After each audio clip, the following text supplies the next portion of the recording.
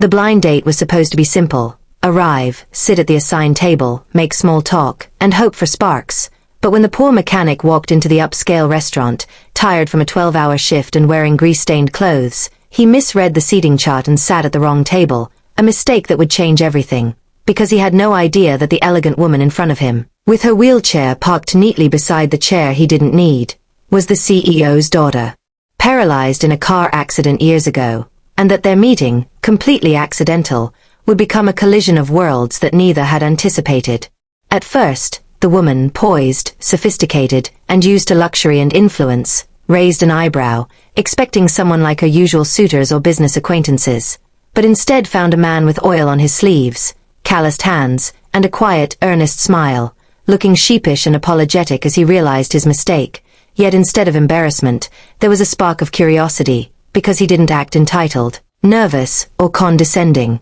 He simply introduced himself with honesty, humor, and humility, qualities she hadn't encountered in her social circles in years, and that authenticity caught her off guard, leaving her intrigued even as she tried to maintain her usual composed facade. Conversation started cautiously, polite remarks about the menu, the restaurant, and mutual acquaintances, but soon laughter replaced stiffness, stories replaced formalities, and what began as a blind date disaster evolved into a connection neither had expected. Because despite the difference in social status, despite her physical limitations, and despite the gulf between his life of hard labor and hers of privilege, they found common ground in curiosity, resilience, and a shared appreciation for humor and honesty, and the accidental seating arrangement became a metaphor for how unexpected encounters can shift perspectives and open doors that careful planning never could. By the end of the evening, the mechanic had pushed aside his insecurities, discovering that he could talk, listen,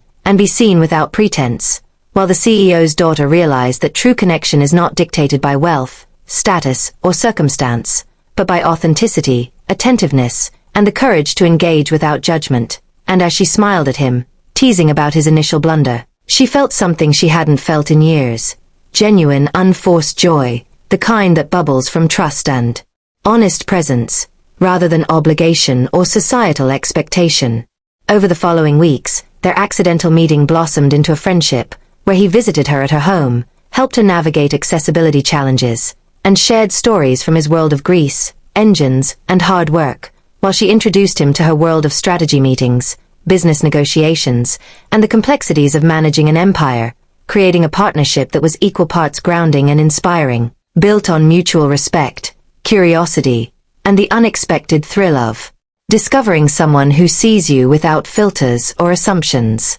Reflecting on that night, it became clear that the blind date disaster had been the perfect accident, teaching both of them about humility, adaptability, and the power of embracing moments that seem like mistakes. Because sometimes the wrong table is exactly where you are meant to be, and sometimes a collision of worlds can spark understanding, trust, and even love in ways carefully planned encounters never could, leaving both of them changed, grateful, and hopeful for the possibilities that the future might hold, proving that connection often arises in the most unlikely circumstances, and that genuine human interaction can transcend class, status, and physical limitations, reminding them that the heart often knows the right seat long before logic catches up.